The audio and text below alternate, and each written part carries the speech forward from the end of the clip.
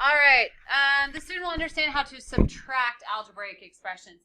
This is the part that you guys really struggled with that distributing the negative, because I kept saying that, and you're like, what are you talking about? So that's where it comes from is this lesson.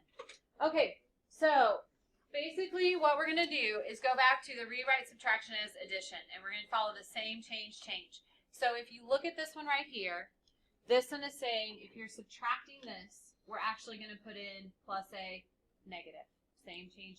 And then we're going to distribute the negative or a -1, because that would be the exact same thing, to both terms. And that was the part you guys were really having a hard time with. So we're going to go through several examples to make sure that you get this. Okay? All right. Oops. Okay, so starting here, rewrite each expression without parentheses. So if that's saying subtracting, it's subtracting out both of those terms that are inside the parentheses. So one easy way to do this is by going same, change, and we're actually going to give this negative to each term that's on the inside. So this will be 13x plus a -9 plus a -5x.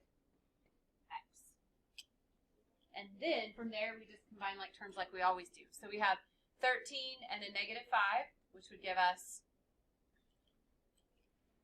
how much? 8x. And then you can either write plus -9 or sometimes digits wants it like that. On the test, I would take either one. So if you would put in 8x plus -9 and it counts it wrong, and the right answer is the other one, you can come argue for that point back, because I'll give that to you. Okay? All right, next one's the exact same thing. So I have same, change. I'm going to keep the 16 in plus -3 plus negative times 8 would be -8n. So I have 16 and a -8, so that's going to give me a +8. And I can either write 8m plus -3, because that says plus -3, or I can write it 8m minus 3. I'm pretty sure digits is going to want the 8m minus 3, but not 100% sure. Is this making sense?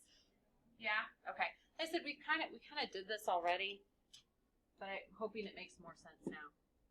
All right, go ahead and work that one then, and we'll make sure you're okay. How to make them work. All right, so this one would be 5m plus -7 plus -3m, and I combine -3 and 5 and get 2m minus 7. Okay? So you basically just like whatever that sign is, you just switch it. It's the opposite. Negative is the opposite of positive, so you are making it the opposite sign. But so if it was negative, and if it was already -7, would you make it positive? I think I have that on my next slide. No, I don't. I have it somewhere. Are you saying if this, like if it was like this? Probably, yeah. Is that your question?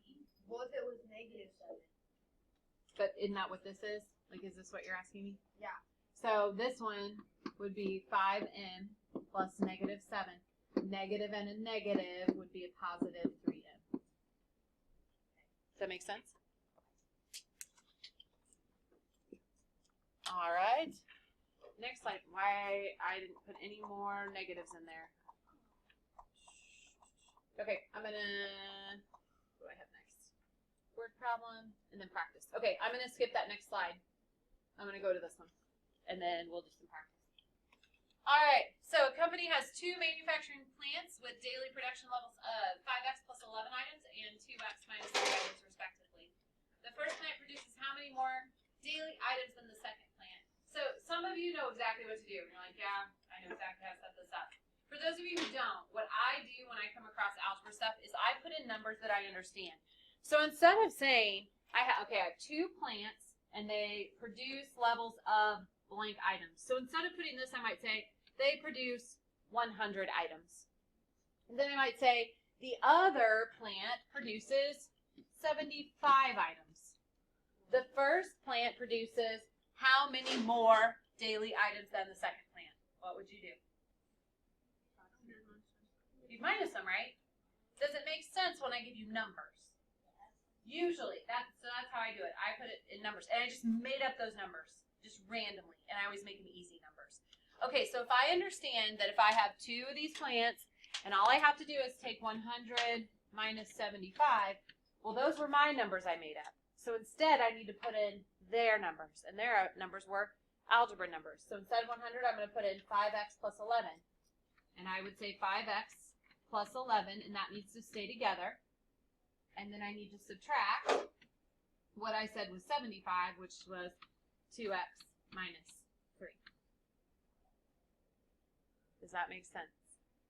Nora, why are you looking at it so puzzled? What can I help with? You sure? You got it? Does that make sense to everybody else?